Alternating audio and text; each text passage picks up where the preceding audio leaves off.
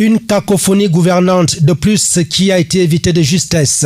Pour désamorcer la bombe, le Premier ministre Dion Ngouté, le chef du gouvernement, a convoqué tout l'orchestre gouvernemental pour rappeler une évidence juridique. Un directeur général ne peut pas rapporter une décision ou un acte pris par le Premier ministre. En effet, le contrat avait été signé par le gouvernement du Cameroun représenté par son chef et celui-ci court jusqu'en 2032.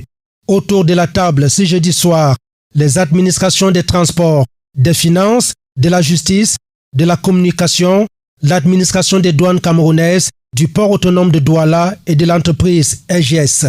Une réunion de haut niveau ensemble et la conclusion est sans appel. EGS doit immédiatement reprendre du service dès ce vendredi. Non pas par faveur, mais par respect de la hiérarchie étatique et de la restauration de l'autorité de l'État. Une leçon de droit administratif dont auraient pu se passer les auteurs de cette autre tentative de brigandage étatique.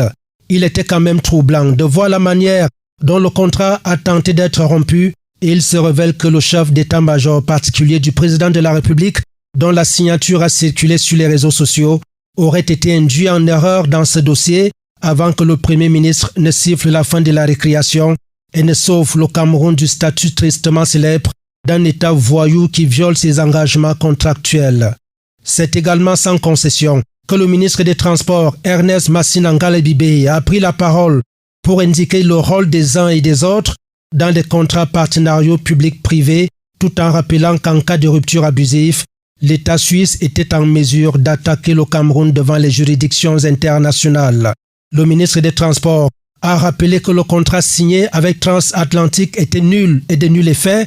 EGS est une entreprise de droit suisse représentée dans près de 140 pays, donc d'une notoriété et d'une crédibilité établie. Au final, cette affaire EGS, port autonome de Douala, n'est pas qu'un simple différend contractuel, elle est le reflet d'un mal plus profond, la confusion des rôles, des trafics de tout genre, la mafia au plus haut niveau de l'État et la manipulation de la parole présidentielle.